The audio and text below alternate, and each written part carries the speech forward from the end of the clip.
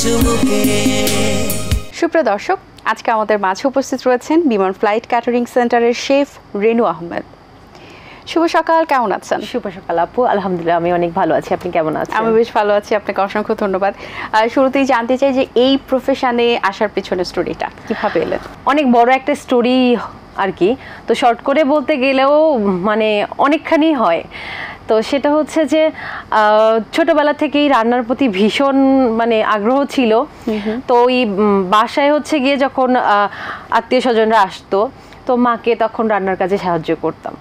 তো এই করে করেই হচ্ছে গিয়ে আস্তে আস্তে আমার মনে হলো যে রান্নার দিকে বেশি আগ্রহটা হয়ে যাচ্ছে। মারও দেখি যে আস্তে আস্তে আমার দিকেই এটা ইন্টেনশনটা আসছে যে তাহলে তুমিই রান্না করো, মানে মাও আমার প্রতি ডিপেন্ড হয়ে গেল যে খাবারের একটা টেস্ট পেলো। তো এই আস্তে আস্তে করতে ভর্তা, নুডলস, ছোট ছোট ছোট ছোট আইটেম দিয়ে শুরু হলো রান্নার কাজটা।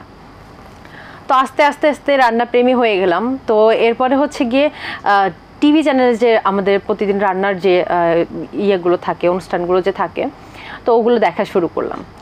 তারপর হচ্ছে বইয়ে মানে করলাম যে মাঝে মাঝে খাতায় লেখা শুরু করলাম যে আসলে রেসিপিগুলো লিখবো বা বাসায় এগুলো ট্রাই করব। তো এরপর আস্তে আস্তে ওই বাসায় ওগুলো ট্রাই করতাম। তো কখনো কোনোটা ভালো লাগতো, আবার কখনো কোনোটা ভালো লাগতো না। সবগুলো তো আর একরকম হয় না, বা ওরকম করে আসলে মনে হতো যে নিজের মতো যেটা করতেছি এটাই মনে হয় আমার কাছে ভালো লাগতেছে। এই ছোট ছোট ছোট ছোট ছোট আইটেম দিয়েই শুরু হলো। আচ্ছা। তো এরপরে হচ্ছে স্কুল লাইফ পার করলাম, তারপর কলেজ লাইফে আসলাম। তখন ওই স্কুলে যখন টিফিন নিয়ে যেতাম, ফ্রেন্ডসরা মিলে ওই ওয়ান ডিশ পার্টি যে হতো, তো আমি করে নিয়ে যেতাম। তো সবাই টেস্ট করতো সবার ফুডটা। তো একটা সময় ফ্রেন্ডরা বলতেছে যে না, তোরটাই বেটার লাগতেছে। তাই বললাম আচ্ছা। তো এই করে করে করে আস্তে আস্তে হচ্ছে ইন্টারমিডিয়েট পাস করলাম। করার পরে বাবা মার ইচ্ছে হলো যে তুমি মেডিকেল প্রফেশনে যাও, তোমাকে ডাক্তার হতে হবে, ডাক্তার হিসেবে দেখতে চাই। তো এরপরে আস্তে আস্তে আমি মেডিকেলের জন্য কোচিং করলাম। কোচিং করার পরে ভর্তিও হলাম। ঠিক 2 বছর ক্লাস করেছি। এরপর তো কোভিড চলে আসলো। তো এই কোভিডের সময়টা আমার মনে হচ্ছিল যে সবারই, তো আমার শুধু না, আমি ম্যাক্সিমাম সবাইকেই দেখেছি যে সবাই হচ্ছে একটা ফ্রাস্ট্রেশনে ভুগছিল। তারপর ওই সময়টায় কি করবে এরকম একটা সিচুয়েশন সবার মধ্যে তৈরি হয়েছিল। তো তখনও আমি ওই রান্না রান্না রান্না রান্না নিয়ে আরও বেশি এক্সপিরিয়েন্স করা শুরু করলাম যে দেখি তো রান্না বান্নাটা আসলে আমার দিকে এত লাগতেছে, আসলেই কি ভালো হয় কিনা। তো ফুড রান্না করতাম আর হচ্ছে গিয়ে বাবা মাকে টেস্ট করাতাম। তো তারা, বাবা মা তো নর্মালি সব সময় বলে।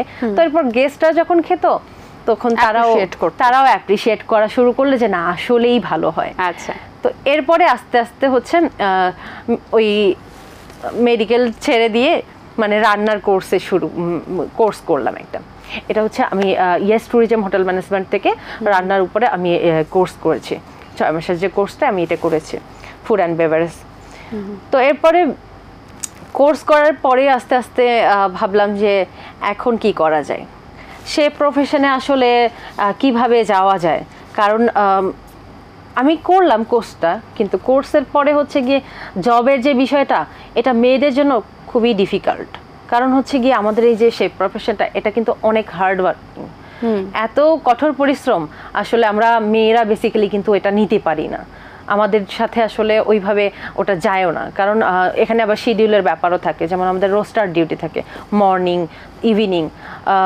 যারা বেসিক্যালি সংসার আছে, যাদের, যে মেয়েদের সংসার আছে, বাচ্চা কাচ্চা আছে, তাদের জন্য আরো শিফট, নাইট শিফট, অনেক কিছু প্রবলেম হয়ে যায়, তাদের জন্য আরো কষ্টকর হয়ে যায়।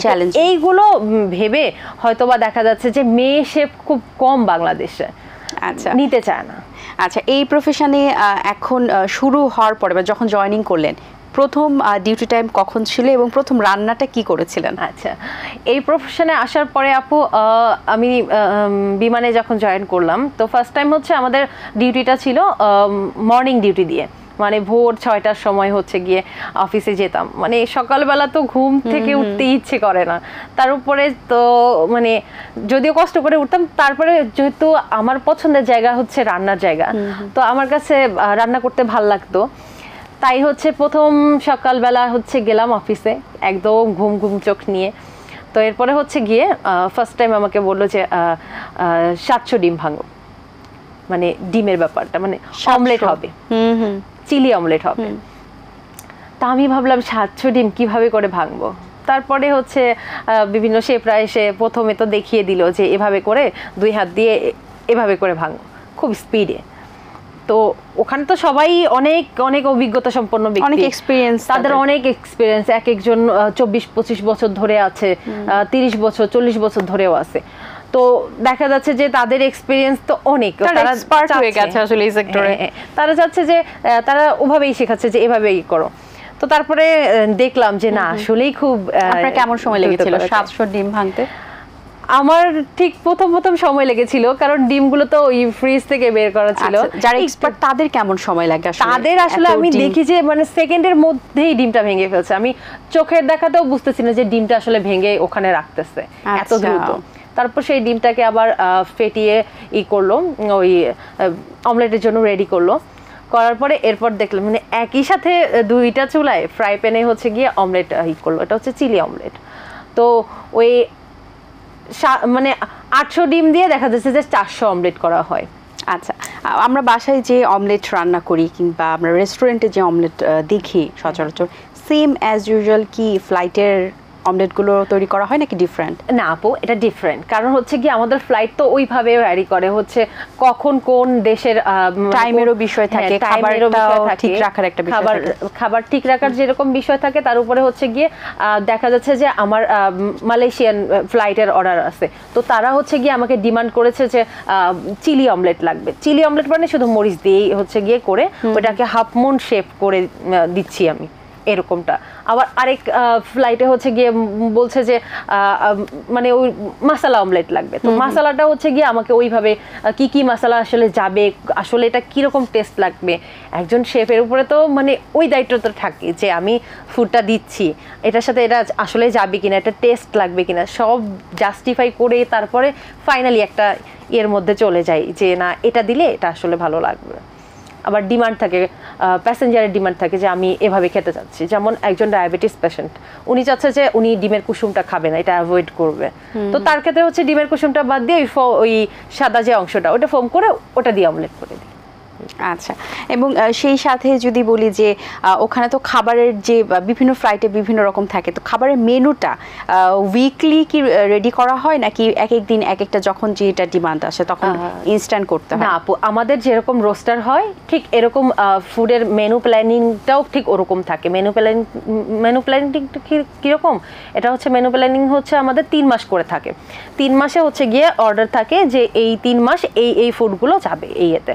আর এক্সট্রা কোনো অর্ডার থাকলে যে প্যাসেঞ্জার চুজ করছে যে আমাকে এটা খেতে দেন, আমি এটা নিব, তো চুজ করে যখন দেয় তখন স্ট্যান্ড বাই হচ্ছে গিয়ে ওইটা প্রিপেয়ার করে পাঠানো হয়। এরকম খাবারের ভ্যারিয়েশনের মধ্যে কি ধরনের আপনারা খাবার দিয়ে থাকেন? ভ্যারিয়েশন কেমন থাকে খাবারের ভ্যারিয়েশনটা আপু এটা হচ্ছে গিয়ে এক মানে এটা কিরকম থাকে, এটা হচ্ছে গিয়ে আপনার চাহিদা অনুযায়ী মানে ভ্যারিয়েশন আপনি যাচ্ছেন, কিন্তু ওই শেফ হিসেবে আমার দায়িত্ব থাকে না, মানে আমার উপরে হচ্ছে যে আমি আমার গেস্টকে বা আমি আমার কাস্টমারকে আমি আমার প্যাসেঞ্জারকে দিচ্ছি ফুডটা দেখে যেন ওয়াও একটা রিয়াক্ট আসে, বা সে খেয়ে যেন আসলে ওইভাবে মানে একটা স্যাটিসফ্যাকশনের ব্যাপার থাকে না, ওইটা আমরা আশা করি যে এইভাবে এই ভ্যারিয়েশনটা করে দিলে আসলে তার খেয়ে আসলে মনটাও ভরবে, আবার পেটটাও ভরবে, সাথে একটা তার রিয়াকশন আসবে যে প্রথমে দর্শনার্থী তারপরে গুণ বিচারী, এই আর কি। আচ্ছা, এই প্রফেশনে যুক্ত হওয়ার পর এমন কোনো স্মরণীয় ঘটনা আছে যেটি এখন আপনাকে হাসায় কিংবা কষ্ট দেয় কিংবা একটু অন্যরকম অনুভূতি কাজ করে? থাকে না, অনেক ঘটনাই তো থাকে যে প্রফেশনালি বেসিক্যালি হচ্ছে যে অনেক নিত্যদিনের ঘটনাই থাকে। তো অ্যাকচুয়ালি আমার মনে হয় আমার প্রথম এটা হয়েছিল যে আমি ফার্স্ট টাইম হচ্ছে একটা বাংলা কারি করেছিলাম। তো বাংলা কারিটার মধ্যে হচ্ছে কেন জানি না আমার কি মনে হলো আমি একটা সস দিয়ে দিয়েছিলাম। তো এটা হচ্ছে গিয়ে মানে আমি নিজেও বুঝতেছি না যে আমি কেন এই সসটা দিলাম। আর এটা হচ্ছে গিয়ে পরবর্তীতে তো সবাই এটা নিয়ে যে হ্যাঁ এই বাংলা কারির সাথে এই সসটা কিভাবে দিল। আমি ভাবলাম যে না, আমি একটু দিচ্ছি, এটা একটু ডিফারেন্ট টেস্ট নিয়ে আসবে, যেহেতু আমার কারিটা ভালো হয়েছে, পরবর্তীতে সবাই প্রশংসা করেছে। টেস্টটা ওয়াও হয়েছে। কারণটা হচ্ছে যে আমি ভাবছি যে আমি মরিচটা বেশি দিয়েছি, হালকা একটু সস দিলে তাহলে একটু টেস্টটা একটু ব্যালেন্স আসবে।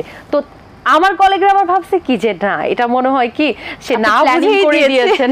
ওকে, যারা এই প্রফেশনে আসতে চান তাদের কি কি করণীয় থাকতে পারে? শেফ বলেন, বাবুর্চি বলেন, বা হচ্ছে গিয়ে রন্ধনশিল্পী বলেন, এই জার্নিটা আসলে খুব সুন্দর একটা জার্নি। আমি নিজে এখন এখানে আছি, আমি সবাইকে অ্যাপ্রিসিয়েট করব, কারণ আমি আজকে আছি, এরপরে নেক্সট জেনারেশন অবশ্যই তো আসতে হবে। কারণ আমরা যেরকম আমাদের জেনারেশনটা আর কি, যে আমরা আসছি, আমাদের পরে আবার আরেক জেনারেশন আসছে, তো রান্নার ক্ষেত্রে তো অবশ্যই লাগবে। তো সেই ক্ষেত্রে আমি বলবো মানে টু মাচ ডেডিকেটেড। এই প্রফেশনে প্রচুর ধৈর্য লাগে। ধৈর্য ছাড়া কেউই এই প্রফেশনে মানে টিকে থাকতে পারে না। একটা সময় দেখা যাচ্ছে যে মানে একদম ঝরে পড়ে যায়, কারণ হচ্ছে ওই ফাঁকিবাজি, নিজের সাথেই নিজেকে ফাঁকিবাজি করে কাটিয়ে দিয়েছে, রান্নাটা ওভাবে শেখেনি, টুকটাক ওই অন্যেরটা নকল করে দেখিয়েছে এরকম। কিন্তু এই প্রফেশনে যদি সে একদম মানে নিট অ্যান্ড ক্লিন সে আগ্রহ দিয়ে শিখতে পারে, তাহলে কিন্তু সে অবশ্যই মানে সাফল্যের সেরা সে করে পৌঁছে যাবে, আমি যতটুকু মনে করি। এখানে কত বছর পর রিটায়ারমেন্ট দেয় নাকি কখনো দেয় না? না, রিটায়ারমেন্ট অবশ্যই আছে, জয়েনিং যেরকম আছে রিটায়ারমেন্ট তো অবশ্যই আছে। আমাদের এই মানে ডিমান্ড ফ্লাইট ক্যাটারিং সেন্টার যেটা আর কি, এটা হচ্ছে স্বায়ত্তশাসিত সরকারের একটা প্রতিষ্ঠান। তো আমি বলবো যে এটা হচ্ছে ওই সরকারি চাকরির মতোই, তো একই স্বায়ত্তশাসিত প্রতিষ্ঠান, যেহেতু 60 বছর পর্যন্ত আমার ইয়া আছে, মানে আমি 2058 সালে গিয়ে রিটায়ারমেন্ট। আচ্ছা, আর যারা জয়েন করতে চায় তাদের জন্য বয়সের লিমিটেশন কেমন, মানে কত বছর পর্যন্ত লাস্ট তারা অ্যাপ্লাই করতে পারবে? এটা তো ওই যে আপু বয়স সীমা 30 পর্যন্ত। হ্যাঁ, 30 পর্যন্ত। সো আপনার কাছে কি মনে হয়, জীবনের যে একটা বড় সিদ্ধান্ত নিয়েছেন যে ডক্টরেট পড়া বাদ দিয়ে আপনি আসলে ডাক্তারি পড়া বাদ দিয়ে আপনি এখানে শেফ হয়েছেন, সো নিজের ডিসিশনটা কতটুকু আপনাকে মনে হয় যে না আমার কাছে স্যাটিসফাইড কিংবা আমার ডিসিশনটা রাইট ছিল? আপু আমি বলি কি, হসপিটালিটিটা হচ্ছে মানে আতিথেয়তা, হসপিটালিটি দুইটাই। তো আমি যদি একজন ডাক্তার হতাম, আমি কি করতাম, আমি সেবা করতাম। এখন আমি যেই প্রফেশনে আছি, এটাও কিন্তু সেবা, দুটোই সেবা। একটা হচ্ছে ডাক্তার, আমি হচ্ছে গিয়ে আপনার বডি টেস্ট করছি, আরেকটা হচ্ছে গিয়ে আমি আপনার ডিরেক্ট পেটে হাত দিচ্ছি, এই যে বিষয়টা। তো আমি যে এখন এই যে রান্নার প্রফেশনে আছি, আমার কাছে এটা স্যাটিসফাইড আমি নিজেই মনে করি, কারণ আপনার মন যেটাকে সায় দিচ্ছে আপনি ওটাই করবেন। তো ছোটবেলা থেকে ওই যেই মানে নেশাটা ছিল সেটাকে এখন প্যাশন হিসেবে নিয়েছি। এখন আমার কাছে এটা মনে হচ্ছে যে আমার এটাই বেটার, কারণ আমি এখন দেখছি যে আমার যে হসপিটালের যে মেডিকেলের যে ফ্রেন্ডরা যারা, ওরা কিন্তু এখন সবাই মোটামুটি ইন্টার্নশিপ করছে, কেউ বা জবও পেয়েছে, টুকটাক করছে, কিন্তু ওদের থেকে আলহামদুলিল্লাহ আমি অনেক বেটার পজিশনে আছি, অনেক ভালো করছি। এবং আমি খাবারের সাথে জড়িত, যেটা নিত্যদিন সবার লাগে, আর খাবার দিয়েই কিন্তু আপনি মানুষকে খুশি করতে পারবেন, এই আর কি। পেট ঠান্ডা তো সব ঠান্ডা। তো সুতরাং আমি মনে করি যে আমি খুবই ভালো আছি। এবং আমার কাছে সবচেয়ে মজার বিষয় হচ্ছে যে আমি সবার কাছে, আমার ফ্রেন্ড যারা আছে বা ফ্যামিলি মেম্বার যারা আছে, সবার কাছে আমি অ্যাপ্রিসিয়েট এখন খুবই পাচ্ছি যে তুমি অনেক বেটার করতেছো, ভবিষ্যতে তুমি আরো ভালো কিছু করবে, এই যে এটা চমৎকার। সো কোনো রিগ্রেট আসলে নেই নিজের লাইফে? খুবই ভালো, আলহামদুলিল্লাহ। আচ্ছা, ভবিষ্যতে এই পেশায় কি থাকতে চান, নাকি কখনো মনে হয় যে না আমি রিটায়ার্ড হইলে, বা পরিকল্পনা কি আছে আপনার এই প্রফেশন নিয়ে? ইনশাআল্লাহ আমি চাচ্ছি যে রিটায়ারমেন্ট পর্যন্ত এখানেই থেকে যেতে, কারণ আমার কাছে অনেক ভালো লাগছে, ভালোবাসা কিচেন একটা আসলেই ভালোবাসার জিনিস। তো ভবিষ্যৎ পর্যন্ত ইনশাআল্লাহ এখানেই থাকার চেষ্টা করছি, সে প্রফেশন থেকে কখনোই নড়ছি না, এখানেই আছি। কিন্তু বেস্ট কোনো অপরচুনিটি যদি থাকে সেটা অবশ্যই দেশ না, দেশের বাইরে যাওয়ার। সো একসাথে তো অনেক মানুষের জন্য আপনার রান্না করতে হয়। সো একটা সেক্টরে যখন রান্নাগুলো করতে হয়, যেমন আমরা যদি দেখি, আমরা ফ্লাইটে যখন যাই তখন অনেকগুলো খাবারের সেক্টর থাকে, 2-3টা করে হয়তো বা তরকারি আপনার রেডি করতে হচ্ছে। সেটা কি আপনি একা হাতে কি একটা তরকারি আপনি রেডি করছেন, নাকি 3-4টা তরকারি আপনার রেডি করতে হয়, নাকি সবার আলাদা আলাদা তরকারির সেক্টর থাকে? না, এটা হচ্ছে আপু আমি বিষয়টা একটু বড় পরিসর করেই বলি, জানিয়ে দিই, কারণ এটা সবার জানারও দরকার, কারণ হচ্ছে কি আমার ফ্যামিলি মেম্বারই ম্যাক্সিমাম টাইমে মানে সব সময় আমাকে জিজ্ঞেস করে যে তুমি কি ফ্লাইটে রান্না করো? না, আসলে আমি ফ্লাইটে রান্না করি না, আমি রান্না করি হচ্ছে গিয়ে আমাদের একটা অফিস আছে, ওটার নাম হচ্ছে বিএফসিসি। তো ওখানে হচ্ছে গিয়ে সেই অফিসে হচ্ছে গিয়ে বিভিন্ন সেকশন আছে, প্রোডাকশন এরিয়া, বেকারির একটা এরিয়া আছে, তারপর কুকিং এর জন্য কুকিং এর বিভিন্ন ইয়ে আছে। তো আমাদের হচ্ছে সেকশন 4টা। একটা হচ্ছে আপনার হচ্ছে গিয়ে কোল্ড কিচেনে হচ্ছে গিয়ে আপনার স্যালাড, স্যান্ডউইচ, বার্গার এগুলো যায়। তো ওখানে হচ্ছে গিয়ে আমার কলিগরা ওখানে ওই তো 15-16 জন এক শিফটে আছে, তো তারা হচ্ছে গিয়ে ওইগুলো দেয়। আবার কুকিং সেক্টর যেটা ওই এরিয়াতে হচ্ছে গিয়ে আপনার রান্না করে, ওরা শুধু ওদের কাজ হচ্ছে রান্না করবে এবং সেটা হচ্ছে গিয়ে আপনার সেই খাবার ফুড হচ্ছে গিয়ে কুক করার পরে ওইটা আবার আউট করার পরে ওইটা হচ্ছে গিয়ে আপনার ঠান্ডা করবে, মানে চিলিং থেকে শুরু করে এভরিথিং তারা করে দিবে। এটা হচ্ছে হট কিচেনের কাজ, মানে হট কিচেনে যারা কুক করে। এরপর হচ্ছে গিয়ে আপনার যে ওরা যারা রান্না করছে তাদেরকে আবার কেটে দেওয়ার জন্য সহযোগিতা করতেছে আপনার ভেজিটেবল এরিয়া আর কি। তারপর বুচারি সেকশন, ওখান থেকে আপনার সব কিছু একদম প্রসেসিং হয়ে আসছে, মানে সবজিটাও আপনার তারাই প্রসেস করে দিচ্ছে, আবার ফিশ মিট তারাই প্রসেস করে দিচ্ছে, একদম মেরিনেশন থেকে শুরু করে আলাদা আলাদা সবকিছু। আবার পোর্শনিং এর জন্য মিল সেটিং আছে, ওরাই হচ্ছে গিয়ে এই খাবারটা সেটিং করে দিচ্ছে। আচ্ছা, বুঝতে পেরেছি। সো বাসায়ও কি আপনি রান্না করছেন নাকি? বাসায় আসলে আপু আর পারি না আগের মতো, কারণ হচ্ছে গিয়ে মর্নিং এ যখন যাই ডিউটি করি তো 6 ঘন্টা হচ্ছে 8 ঘন্টা হচ্ছে গিয়ে আমার ডিউটি, আর 8 ঘন্টার মতো হচ্ছে গিয়ে আমার ওভারটাইম করতে হয়। তো এই 16 ঘন্টা ডিউটি একটা আর আসলে শরীরটাও কুলায় না। তবে অফের দিনে খুবই চেষ্টা করি যে ফ্যামিলি বা ফ্রেন্ডস সবাইকে মিলে একটু সারপ্রাইজ দেওয়ার জন্য। অসংখ্য ধন্যবাদ আপনাকে, খুব সুন্দর একটি আড্ডা হয়েছে, অনেক কিছু জানতে পেরেছি, অনেক কিউরিওসিটি ছিল এই সেক্টরটাতে নিয়ে। অনেক শুভকামনা রইল আপনার জন্য, ভালো থাকবেন সবসময়। আপু আপনিও ভালো থাকবেন।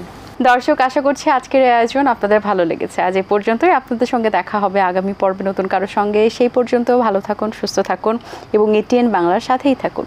আল্লাহ হাফেজ। দিন আসে দিন যায়, সময়টা চলে যায়, তবু আছি এই বেশ ভালো। জীবনটা রঙময়, যেভাবেই হওয়া চাই, নয় কবু সাদা কালো।